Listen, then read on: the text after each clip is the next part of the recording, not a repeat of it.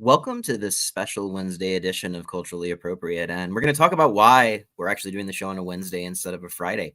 I am obviously your host, Jared Hollyfield. So we've got a big week here at the Pamphleteer. Our editor is like somewhere in El Salvador. I don't even know if he's back in the country, but we've got a really special bar hours coming up this week that you can read about in today's newsletter. But the Pamphleteer is also sponsoring the Southern Oasis Film Festival, which is a festival that I started working as the executive director of about a year ago in collaboration with the founder and the artistic director, Thomas Moore, who's going to be our guest today. So the Pamphleteer is a sponsor of this event, and they've done some really cool stuff with this event, including helping make tickets for a special screening of the movie Hot Shot free for first responders, active duty military, and veterans. So I'm going to bring on the festival founder, creator, and artistic director, Thomas Moore, to talk a little bit about this event that we have planned that you all can attend and that is Pamphleteer approved, even though it's a little bit of shameless self-promotion for me. But Thomas, how are you doing today? I'm good. How are you? Doing well. I mean, I think you seem pretty put together for somebody who is having a all hands on deck film festival in like 72 hours. So it's a facade, I have a good team, you've been fantastic help, and it's literally, like you said, a staff of you and a band of volunteers who are helping kind of keep it together, and I couldn't be more grateful currently. So let's talk a little bit about why you started this film festival, because this is not new. This is something that's been going on since 2018. It just had a little bit of a COVID detour and now is kind of back and hopefully better than ever. So what gave you the idea to start this film festival? Well, I was in the film festival circuit very heavily with a few short films I had that were shopping really well, having some success in the circuit and getting a lot of attention.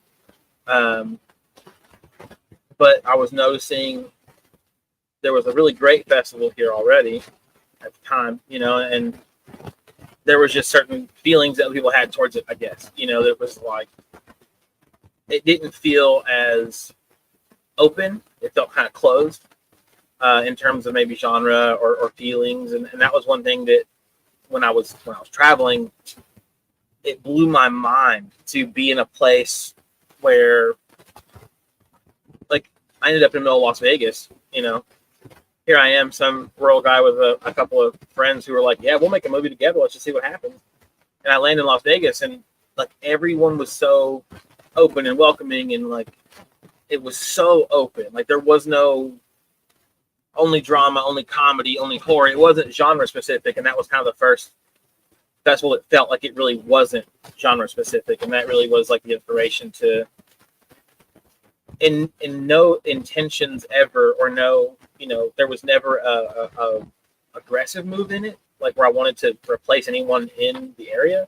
I wanted something that just felt more open, because you had the successful, Knoxville Horror Festival that was still fantastic. It's great, You had Knoxville Festival, and everyone had their feelings, and I do miss it. There's times where I was like, man, I should have, entered. It was fun just being around that element.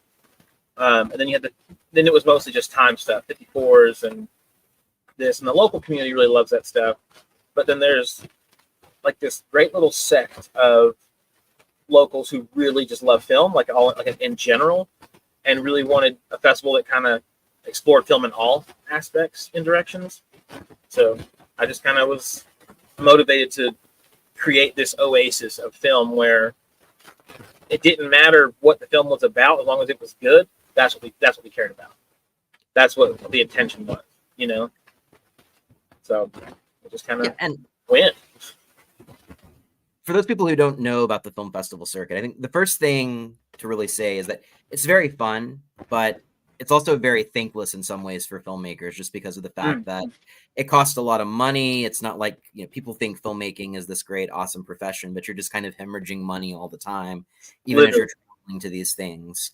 And the film festival circuit, just because of the nature of appeal, really tries to appeal to certain demographics. So, I mean, you have festivals that are very much catered to that like A24 quintessential indie movie crowd.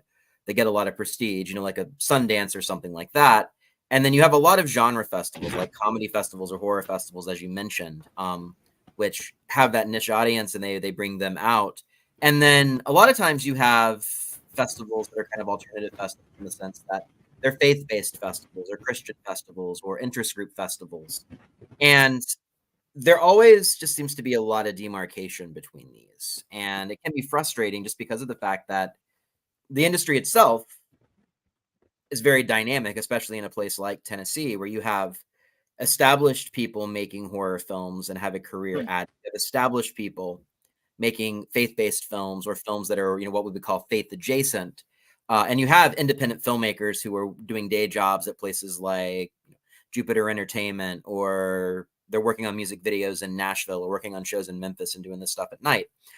Tennessee is also a really great, it's probably my, outside of California, and I would arguably always, not even inarguably say, but Tennessee always beats California to me no matter what. But we're really lucky that we do have 4 great film festivals already that are in contention. The Nashville Film Festival, which has been out for one of the oldest film festivals in the country that we've covered here at the Pamphleteer. Indie Memphis, which has been an up-and-coming festival and a really cool one for a long time. The Knoxville Film Festival is now defunct, but we have Film Fest Knox, which really focuses on international regional productions, so a lot of art house stuff and professionalization. And then the Chattanooga Film Festival, which is really known for horror, which a couple of our guests ended up using that festival to get a national distribution deal. So we're a really dynamic film culture here in Tennessee, which has been amazing. But there is sort of a need, especially in the state, because the state is not just those 4 cities. The state is East Tennessee, where like people kind of think Knoxville's the last city, and then we've got Gatlinburg and Sevierville. So that's something I think that you've done that was a really smart move, is move this to Sevierville, because Sevierville is often associated with the touristy side of things. We don't think of Sevierville in the same way that we might think of some of the bigger cities in terms of this is where you go for like cultural events and things like that, outside of some really cool festivals that they have. So, this is a really nice way to bring in that region of the country or that region of the state, which has a really massive amount of talent, also bring some talent over from Knoxville, and then connect these filmmakers that might not necessarily see each other at a festival because they're going to a faith-based festival, they're going to a horror festival, they're going to their indie festival. So what have been some of the most difficult things about starting Southern Oasis in 2018? Oh, man. There was a lot of pushback from the local community, in ways that, I mean, it's their opinion, it's their, whatever, but there was people who were prominent in the scene who would make comments like things like, what does he know about running a film festival? And I'm sitting here like, well, nothing. I'm going to figure it out. But what I do know is that I love film enough that I want to create an event where people who also love film can just happily love film together, which is really where the term Oasis started. I was like, when you think of something that's in the middle of this kind of like wasteland that just feels, at times there was, like the click feels and the like, don't talk to them, they're not good. And I hated that part. And then again, like you said, being out of town, being on the circuit and sitting with strangers who were just happy to see a movie and talk to you about making that movie, I was like, man, how do I make that become the case, right? How do I force these creators in the same spot to look at each other and go, man, like, dude, how did you do that? How did you pull it off? And not have this weird, like, bravado or excellence about themselves. We're like, well, we've been doing it for years. I didn't want that. I want people who are real and want to talk about, like, dude, it's so simple. Get a towel and some PVC pipe, and you got, like, I want to hear those conversations. So it was really, that's where that started, and that was the biggest hurdle. The locals were kind of the hardest hurdle at first. Because as you know, you've made film, you've been a part of productions, and you've also been you've been at festivals, so you see the culture, right? And that divide kind of existed, and then it kind of weeded itself out, and now there's people who were so loyal to Southern Oasis that I couldn't be more grateful for. I had a great relationship with Central Cinema, and I think that's how they agreed with the vision. They agreed with what I was feeling, and they had similar feelings about the local area. So they were like, let's make a deal. How can we make it affordable and work for everybody? And we came to an agreement. And, for the first 2 years, we'd sell out their little 100-seat place, and I couldn't be happier. And then, COVID, that was this next biggest hurdle. Because after the first year, dude, second year, the interest was there. People were like, oh, man, it's not that bad of a festival. And it got better, and then COVID. So now it's back, and we're going to Sevierville, and the biggest hurdle was the growing pains this year, really, was just like, oh, man, how do we do this? Okay, great. Now it's the next step. But I feel really good about it in the terms of growth, right? And that's all I want the festival to do is grow and never feel stagnant. Yeah. And a lot of people have misconceptions about these events. I know both of us have had a lot of sleepless nights of sort of like how to get across the finish line with some of this. I mean, it's for those people who aren't in film, but have like planned a wedding and didn't just have like a rich relative dropping everything in. It's a very similar process to that period of your life, except it's very public. And if you fail, you get divorced, your marriage, like people kind of forget about the wedding, but if you curdle the film festival circuit, it's a little bit more of a public shaming, but people sort of think, oh, okay, well, these tickets are expensive or these submission fees are ridiculous and all of these upfront costs. But something people don't really know is, except for festivals that have some like massive grant money, this is not a profit-making enterprise at all. This is we have this much left to break even and enterprise, and maybe in the future pay some of these people that are doing this for the love of film. So what are some of the big misconceptions about film festivals that you'd like to take this moment to clear up? Well, for our festival, especially, and that's one thing that I've stood firm on, and I will stand firm on, that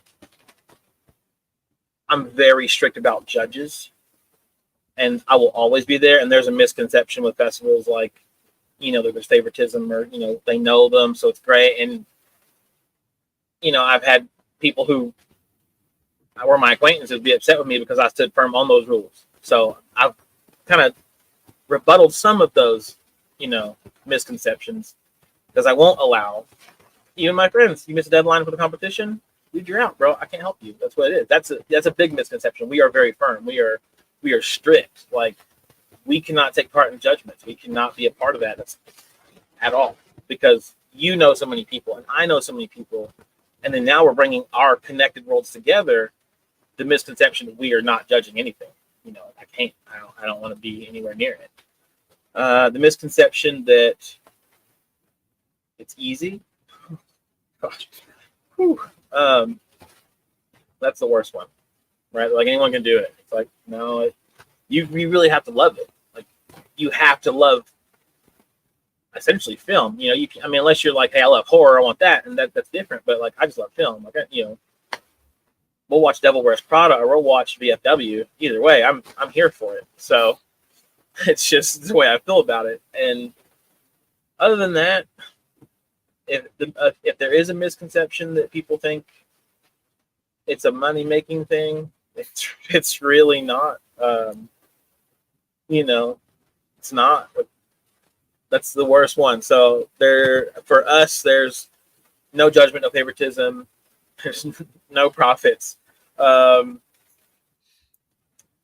don't know. I can't really think of any other misconceptions anymore, because I've left festivals that kind of gave off that feeling that is accurate, because sometimes it is the truth, but other places, and I think that we worked really hard to not even come close to that. So. And I think, going to festivals really helps that, because I know that as we've had these conversations, when I came on board as executive director, we had some ground rules. And, one of them was, in order to avoid these cliques that might come up in a local film scene, because you have to negotiate. You've got to bring outside people in, because you've got to increase your audience. And if your audience is intimidated and they think, oh, this is just like movies for film people and I'm going to be judged, it's kind of like the Planet Fitness approach, I guess, no judgments allowed. We want people to come to this event who don't normally go to a film festival. But, also some of the other pitfalls that have happened that, I've seen, where a festival might get too big and might be in like 7 different venues that are on the opposite sides of town.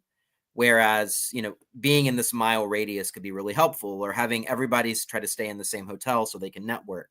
These are some of the things I think that you've done a really good job of doing to kind of build that sense of community. And I think it also does help just because of the fact that, us kind of coming from different areas of Tennessee, me being in Middle Tennessee and you being in Knoxville, we're on territory in Sevierville that's not our own territory. So anybody that comes up there is going to be on foreign soil. So there's not any of this turf war BS that might go on. And we're really able to be bringing in people from all over the state and in some cases all over the country to be part of our workshops, which I think is something else that we've done an amazing job of, or you've done an amazing job of with the festival, is really increasing that workshop component, which is one of the reasons that we moved to Governor's Crossing, so we could have 2 theaters and have more activities happening, screenings and these workshops. So in terms of the programming this year, what are you most excited about? Honestly, if I'm gonna give you the most basic answer in the world, it's the whole thing, because this is the first time since I've started this that I've had the ability to have 2 screens.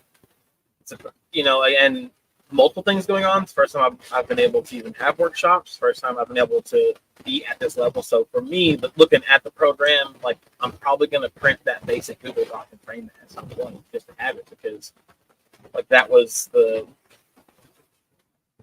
finally like the blossoming, like, hey, look, here's what the work's going to do. Look at what's happening. Look at what's becoming. So looking at this program, I'm beyond the moon. We've got the high school films, which being in their own block, I think is fantastic, because we want to encourage the high schoolers to compete with their peers, but also be at an event with people who might intimidate them, because they're people too, and they're happy to share. Like, they're happy to share how they do it. They're happy to share the tricks, and that's what we want to give the students, right? And I will say we're the only film festival in the entire state that has a specific statewide film competition.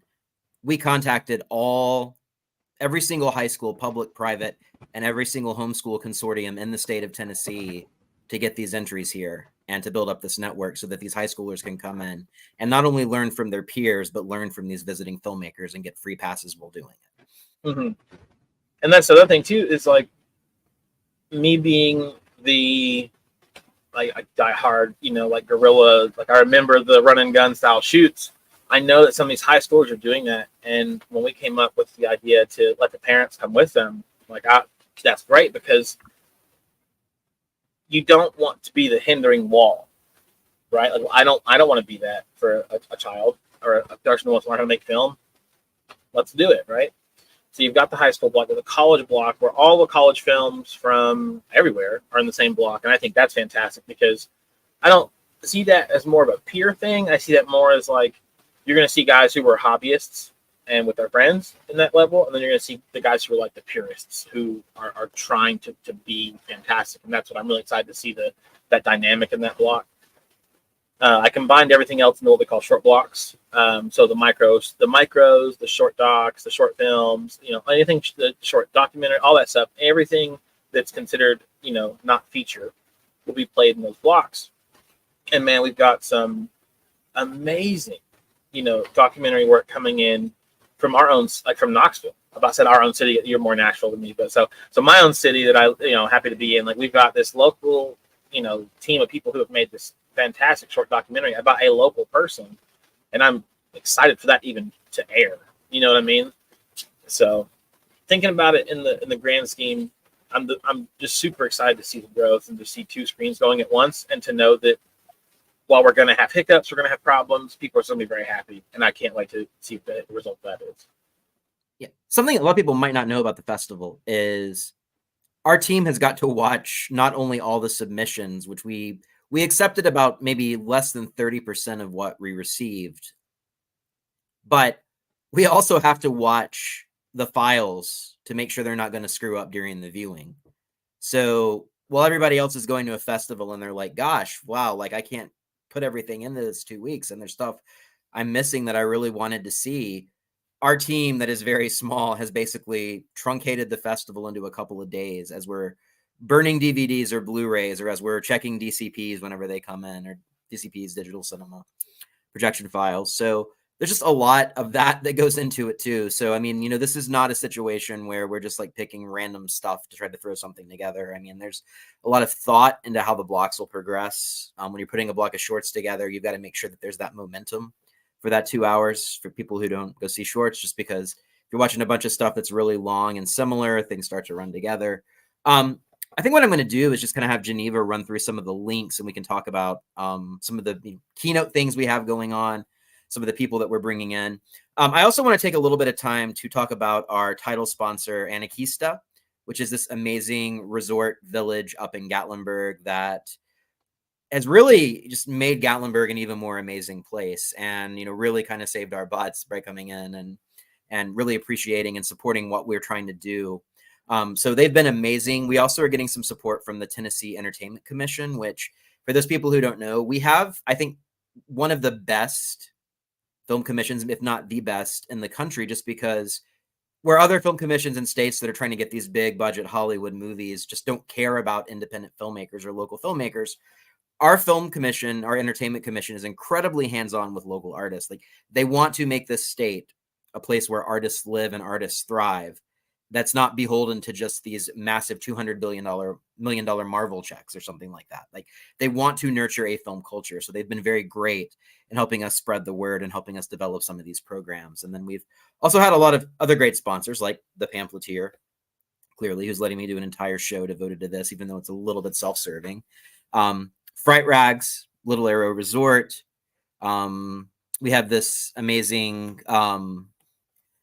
company called Socksmith, who's given us some merchandise that we're going to try to like work into the prize packages and things like that. The Carson Newman University Arts Initiative, which has been really, really great as well for us. They're coming in, and they have helped us subsidize some of the work for the students and some of the workshops that we're going to be planning on doing as well. So all of those have been really great sponsors. In addition to that, we also have some other sponsors. The community's been really great to help us out here.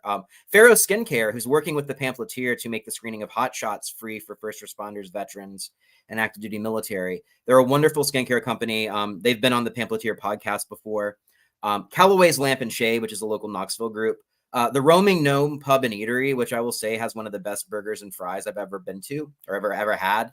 And they're just right across the street from the venue and open till 3 a.m. for people who are planning on going. Awesome comic shop called Escape Reality Comics, and then an awesome restaurant in Jefferson City called Mug and Mason. And MC Painting, which does industrial painting, has also really given us a lot of support. So we're excited that these sponsors have come aboard. And I'd also be remiss not to mention the Arts and Business Council of Greater Nashville, who's our fiscal sponsor. So if you're a business, if you're an individual who wants to donate to support the work that Southern Oasis is doing, you can do that and get a tax write-off. So they've been really great to sort of put us under their umbrella. But let's talk about some of that programming that these great sponsors have. You forgot Fast Signs. We got to think Fast Signs. Yeah, and Fast Signs, yeah. So they've done a really good job helping us afford some really nice professional sleek stuff. It looks great. Yeah, I'm excited to see it. So let's talk a little bit about what we're doing. Let's run people through the day-to-day so that they'll know what to expect. So we're starting at 10 a.m. on Saturday with a block of Saturday morning cartoons. These are vintage. We're going to have free cereal and milk. You can relive your childhood. You can bring your own kids. And this block is only $2. So I'm hoping this is going to be a really nice networking opportunity for filmmakers. It's going to be a little bit more laid back than the typical stuff. And then we're going to be showing our shorts and feature programming around that same time. So we have some in-competition features we're going to be showing, and then the shorts, which you can find on our Facebook page. Saturday afternoon, we are going to be screening the movie Death Athletic. It's a documentary about the First Amendment and Second Amendment fight over 3D printing, and this very controversial figure named Cody Wilson, who was in charge of that and was in a court case. And the director, Jessica Solchi, followed Mr. Wilson around for 7 years. It took her 7 years to make this movie. So she's going to be screening this, and she's also going to be giving a workshop at 1 p.m. on Saturday before the movie, talking about documentary ethics. Those of you that are familiar with Cody Wilson, you might know that he was sort of embroiled in a little bit of the Me Too controversy, in addition to being somebody that the feds were after. So, she had to really negotiate that during the 7-year period. So she's going to talk about that. So for anyone that is an aspiring documentarian, I think that's going to be a really essential piece of our programming. We also have the Disability Film Block, which I have curated in association with Spark Tennessee, which is a great Knoxville nonprofit that provides technology to people with disabilities. So they've been a wonderful partner. And as we were planning this block, we really wanted to make sure that we presented disability films that accurately reflected disability and also that were made by artists with disabilities. So a lot of these films have played at major festivals. One of the films got a write-up in the New Yorker, a movie called Act of God, which is about this guy in a wheelchair and his caretaker who actually wrote and directed the movie and based it on their own relationship. And the guy in the wheelchair is a jerk, which is something you don't see a lot in sort of these inspiration porn disability movies. We also have Danceable, which won the DGA Student Award by Kelsey McGee. She's an amazing filmmaker out of LA. And this movie is about a dance troupe with people with disabilities. We have a documentary here called A Backlight Production, which is about a theater troupe. And we have Melissa Smith, and we had the director of this on the show back during the National Film Festival. But it's about a theater troupe of adults with disabilities putting on a version of Shrek the Musical. There's also a great movie called Wake Up that's really turns the idea of disability perceptions on its head. I'm not going to spoil it too much. And then we got this amazing movie from Israel called Backseat that I feel like blew both of us away that, we put into, it's based on a true story. So do you want to have anything you want to say about Backseat? If there is any film you're going to ask me to watch over the weekend, it's Backseat. Like, it's, wow. Like, wow. Yeah. I mean, it comes out of Israel. I think it's a very timely story as well, but it is about, a young woman with a disability and a bus driver and sort of the power dynamic relationship that happens there. Just incredible, incredible work. This is going to be followed by our high school and college competitions, which, I mean, come out and support your young and local filmmakers. And then after that, we have the 2-week Twister, which is kind of the signature film competition event. So do you want to talk about the 2-week Twister a little, Thomas? Oh, absolutely. And this is one thing that if anyone, I got to give it to you. So I've done a 24-hour. We've all done 48s, 54s, 72s. And Keith had this great idea with his 7-day shootout, and I thought it was fantastic. And the only thing that I didn't like about it was, and it's nothing against him, it was just, it kind of felt like everyone kind of fell in that same momentum. They stayed to their same, and I was guilty of the same thing. I really was. Where we made something very similar we made last year, and so I was like, how do I force people, right, to change it? How do you force people to change it? And so I also wanted more than a 7-minute film because I saw a lot of times myself, several other local filmmakers who I was very close with, we would write something that would end up being 10 or 11, 12 pages and go, and then shrink it, right? Go back down to 7 pages or 6 to make sure you could get it all filmed.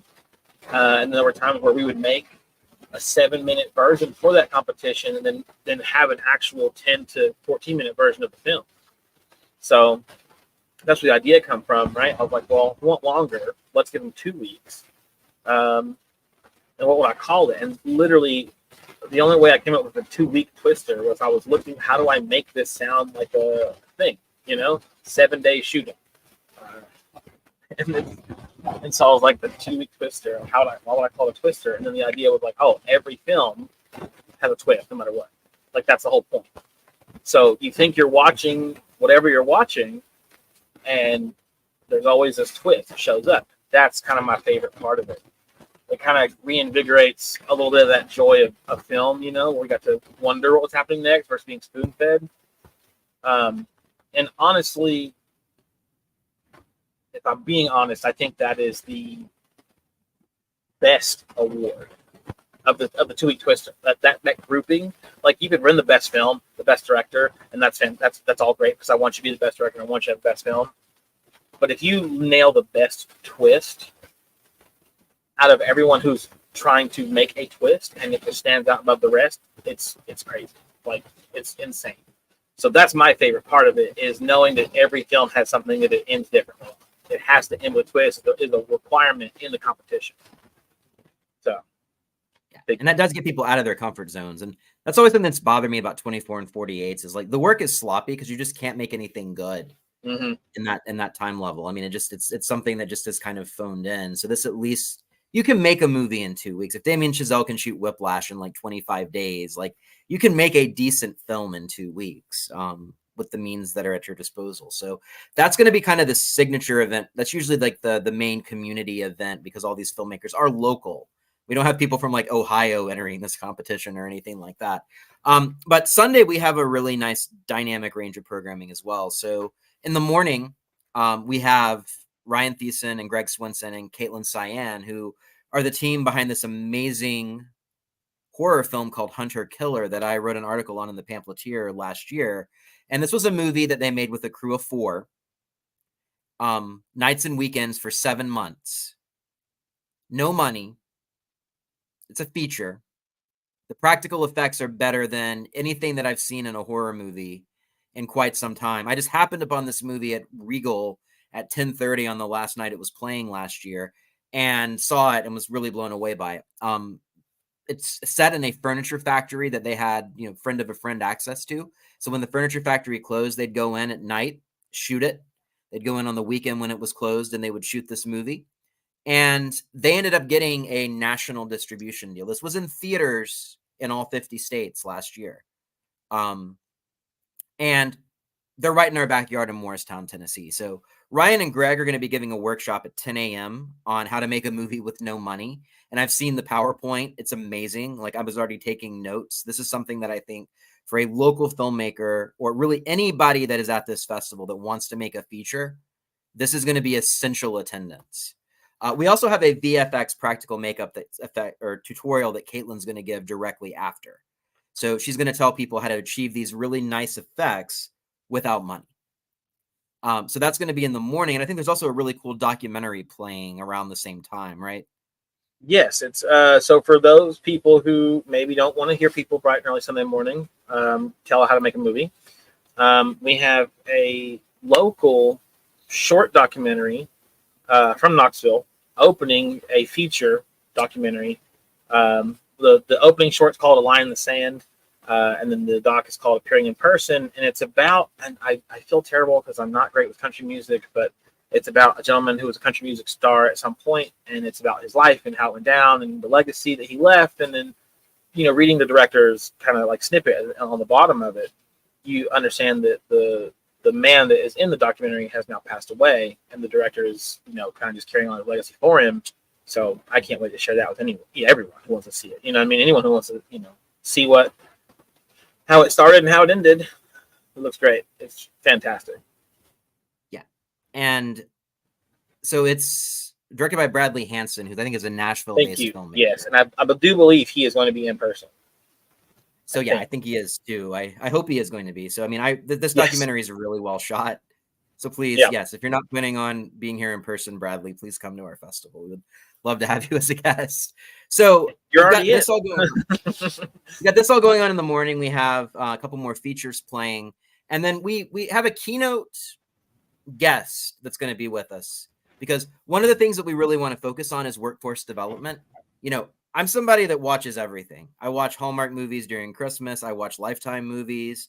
I go and see foreign films that are playing at the local art house. I watch experimental stuff. And these barriers, I think, are really detrimental. We wanted to be a place where you can go get a horror movie VFX tutorial, and also a place where you can hear from somebody of the caliber of Bob Sines, who has made his career writing Christmas movies for Hallmark and Great American Family, as well as doing some independent productions. So if you've ever wondered, like, how do these Christmas movies get made? How do they get written? Is there a formula? Bob is going to be talking to everybody at 1:00 on Sunday about his career and sort of how he got into this field. He lives in Gallatin, Tennessee, so he's also somebody that's able to have this national reputation while being a state filmmaker. And then he's going to be showing his film, The Farmer and the Bell, at 2:00 and doing a Q&A. So that's going to be happening as well. This is a really, really cute movie. It's got Natasha Bure, who's Candace Cameron Bure's daughter, in it. It's got John Schneider from the Dukes of Hazzard, which I'm just really psyched about because I'm a massive Dukes of Hazzard fan. And then Corbin Burnson. So if you're a fan of movies like Major League or Kiss Kiss Bang Bang, this is one that is going to be a really good experience, I think, for everybody. Maybe like Christmas in March might not be everybody's cup of tea, but I mean, it's going to be a blast, and you're going to have the director there to ask about, how things change from the script stage to what we see on screen. So Bob is going to be doing that. And then we also have that afternoon, a really cool podcast workshop with John Myers and Emily Brooks, who are, one's a Nashville based and one is a Bowling Green, Kentucky based screenwriter. And they are going to be talking about how to turn your characters into a narrative fiction podcast. So for anybody that thought about like, okay, I like podcasting. Podcasting is really fun. I want to do that in addition to writing scripts. They're going to be able to show attendees how to do that. And then they're actually going to record a new episode of their podcast, Writing Better Together, with Bob Sines as the guest. So Bob has been very generous with his time. He just wanted to come up. I mean, I guess that's one of the beauties of being in Sevierville is like people want to come and hang out in the Smokies. But, he's been a great friend of the festival. So he's going to really be lending his Sunday to us, to helping our local film community get a little bit more professional training, maybe do some networking. And then that night, we have the movie Hot Shot, which this director was on our editor Davis Hunt's podcast last year. But it's a movie about the most elite group of firefighters in the world and how they battle the wildfires that keep popping up in the West Coast in California. And the director took his camera into the wildfires. This was not like a talking head documentary about people talking about how they fought firefighters. Like, the dude is in here. I mean, he's there with the fires and his camera shooting on the fly. So this is like pure cinema. And thanks to the pamphleteer and Pharaoh Skincare, if you're a first responder, if you're active military, if you are a veteran, we've got a code on our website that will allow you to get a ticket to this movie for free. And all you've got to do is show your ID at the door and you'll be able to go see this. We wanted to, especially in Gatlinburg, where the firefighters are essential and they have been absolute heroes over the past couple of natural disasters that have hit the area. We wanted to try to give back and find some programming that would really celebrate those people in the community. So, if you want to come to that screening, if you know a veteran, if you know a first responder, if you know active military who might enjoy seeing a movie like this with the director, Gabriel Mann, in attendance, talking about what it was like walking into these fires with a camera and just shooting stuff, that's going to be happening at 4 on Sunday. And then we have our closing night film, which is a movie that I seem to talk about incessantly on my show, but it's Ryan Whitaker's Surprised by Oxford. We talked about it last week because it was number 9 on my top 10 films of the year list. And I will say that on that top 10 films of the year list, Barbie wasn't on there. Oppenheimer wasn't on there. Killers of the Flower Moon wasn't on there. Surprised by Oxford was. I really, really, really love this movie. I can't say enough good things about it. It is the best movie that I have seen about faith since the works of Ingmar Bergman or Martin Scorsese's Silence. It's absolutely going to be a treat on the big screen. And we're really, really lucky because Ryan Whitaker, who's been on the show, the director, is going to be in attendance. And so is the star of the movie, as you see here, Rose Reed, who's really made an amazing career for herself over the last half decade or so in movies like Finding You and The Shift. So they're going to be there as our closing night film guests and talking about the process of making this movie, which was produced in Franklin, Tennessee, even though it was shot on location in Oxford. So they'll be there, and then we'll have our award ceremony as well that evening. So it's going to be a pretty packed weekend. I will say also, we're offering some group sales for people if everybody wants to come out and see a certain movie. We've got a code that will allow you to get a block of tickets for any of these if that's what you want. But we also have weekend passes. If you just want to, go for the whole weekend and see movies, we have entire festival passes, which will get you into the workshops. And then if you just want to walk up and just see a couple of movies in a given day, you can do that as well. But our tickets are available on filmfreeway.com, and we've got the web address here. If you just type in Film Freeway and Southern Oasis Film Festival, it'll take you right to the ticketing, and it's very easy. You can just go ahead and do that. And if you're a first responder, you can enter that code. I will say, and hopefully nobody would do this, but like, if you just show up and use the first responder code, it's not going to be a good look for you. Don't do that. But that is there for the screening of Hot Shot. So we're really excited about this festival. We hope it's something that we're going to be able to keep doing. I will also say, if you like, again, what we're doing and you want to donate, you can do that as well through the Arts and Business Council of Greater Nashville's website. So, support the work and support maybe what we're trying to bring into the community, because, everybody's been really generous with their time, but, these things cost thousands of dollars to put on. And contrary to popular belief, you don't just make that back with ticket sales. It takes these sponsors, it takes the community to really make these things happen. Even whenever you sell out all of your seats. I mean, we could sell out every seat of this theater and still be in the hole if it wasn't for these sponsors who really appreciate what we're doing and some of the donations that we've had, because we're nowhere near being a for-profit institution. We're miles and miles and miles away from profit. So, but we're trying to provide the best event that we possibly can for the community. So, Tom, is there anything else you want to add about Southern Oasis? No, I think you covered it pretty well, and I just hope that people come out and enjoy themselves. There's something for everybody this weekend. Gotcha. Well, I'm going to do my weekly film rundown. Do you want to stick around for that, or you need to head out? Sure, go for it. Yeah. I mean, so again, I want to preface this by saying these movies will be in theaters all week. Southern Oasis is a once in a weekend opportunity. It's never going to be the same again. So, I haven't seen a movie in a while. Thomas hasn't seen a movie in a while, I don't think. So, if you really only go to a few movies, please come to our festival first. But having said that, I'm super stoked to go see Ghostbusters Frozen Empire, which is the biggest release of this week. It was delayed by the writers and actors strikes. I loved Ghostbusters Afterlife. I thought it was one of my favorite films of 2021. Just blew me away.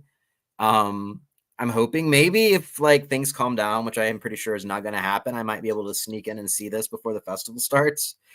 But that's going to be some wishful thinking, I'm pretty sure. But, if you saw the first Ghostbusters reboot in 2021, not the 2016 one that was kind of a misstep and retconned, the original Ghostbusters are in it.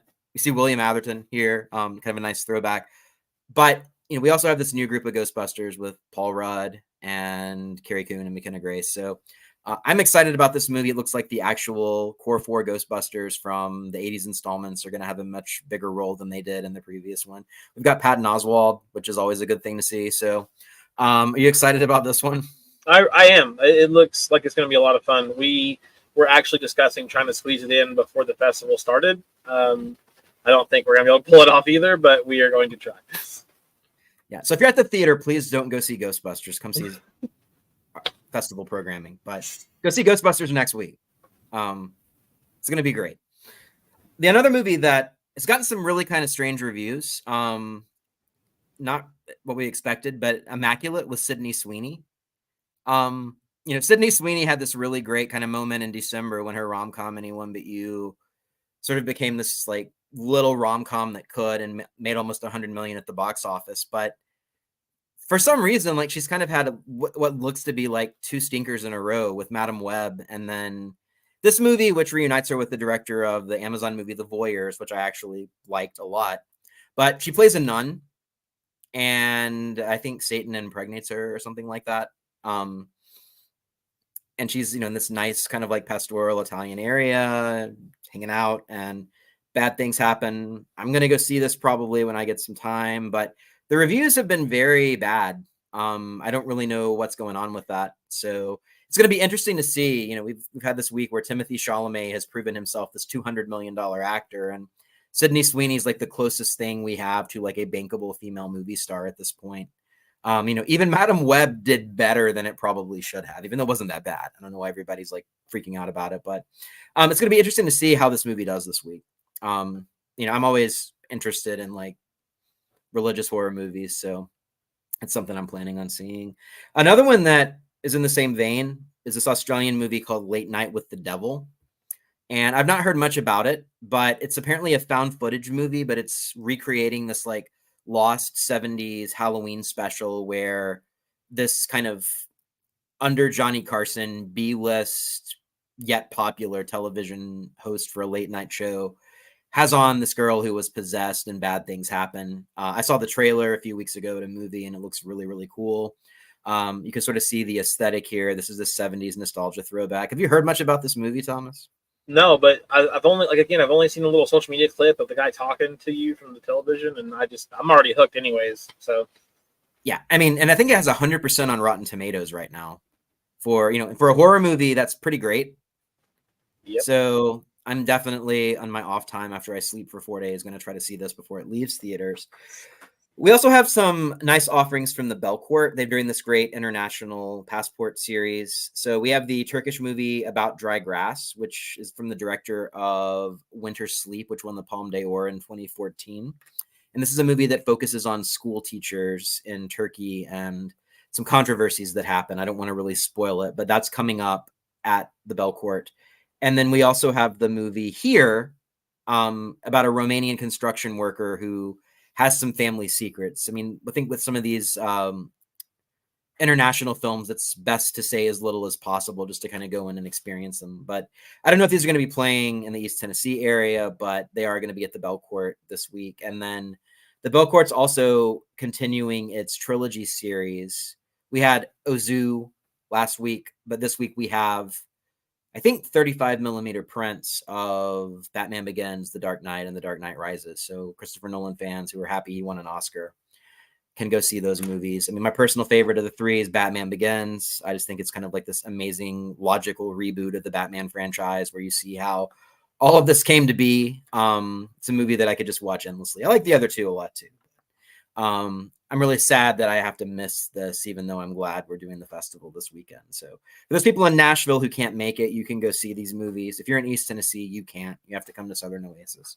So there's also this like cool William Shatner documentary that's playing at some theaters and not playing at others that looks pretty cool. So I might go see that if I have a chance.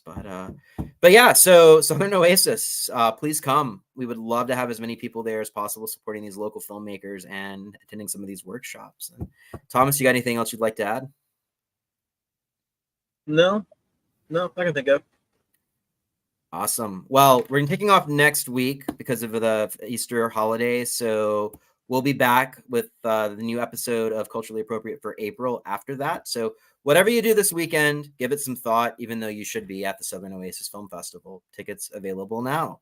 Have a great weekend and have a great Easter break. Bye.